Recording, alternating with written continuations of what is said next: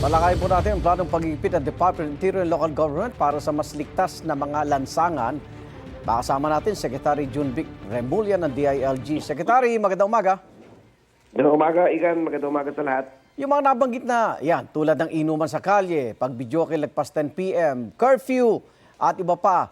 Yung ibang lungsod, mayroong mga ordinansa na po. So ano pong mababago ngayon sa inyong utos kasama ang PNP? Yung enforcement talaga, hindi na nga, medyo inubo tayo. Yung enforcement talagang papatuparin natin ngayon. Dati Opo. pa kasi yung mga ordinansa ngayon buong Oo. Metro Manila meron sila. Oo. Pero ngayon, hihigpitan talaga namin kasi nakikita namin na number one, yung basag ulo, dyan nangyayari. Yung physical injuries, Oo. sexual harassment, dyan nangyayari.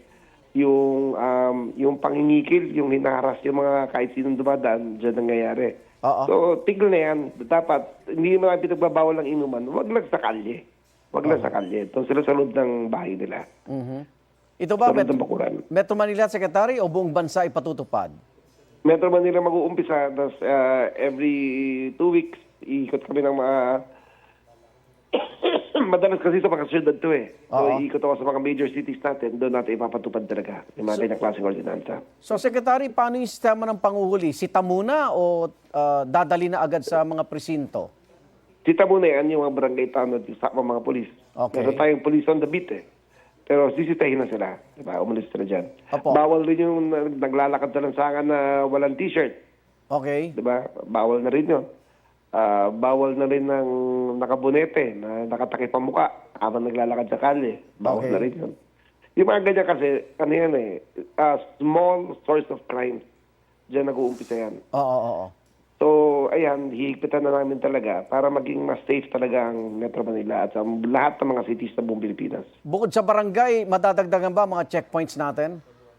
Of course, nag-order kami ng 1,000 bagong sasakyan at 2,000 bagong motorsiklo.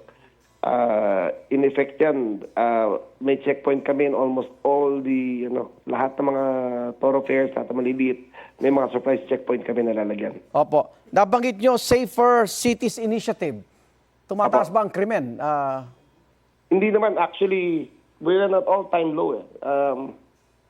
From 2014, which is the highest crime rate, para 20,000 focus crimes a year, bumaba tayo to 6,500 in 2025. So almost one-third, more than one-third, two-thirds ang bitaba ng crime. Opo. Kaso, nung tinakita ko yung survey, number one issue ng tao ay corruption, number 2, hanap buhay, number 3, criminality. So may disconnect yan Okay. May disconnect dahil ang trust rating ng PNP 71%. Ang performance rating nila 75%. Opo. Pero concerned pa rin ng criminality. Ang nakita ko diyan ay talaga hindi naman sa asasihan, pero ang media, ang unang 3 kwento lagi ay tungkol sa crime.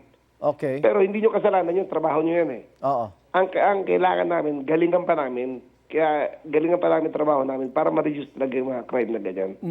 So, May babala ka ba, panawagan sa mga LGU na bigong maipatupad ito, Secretary?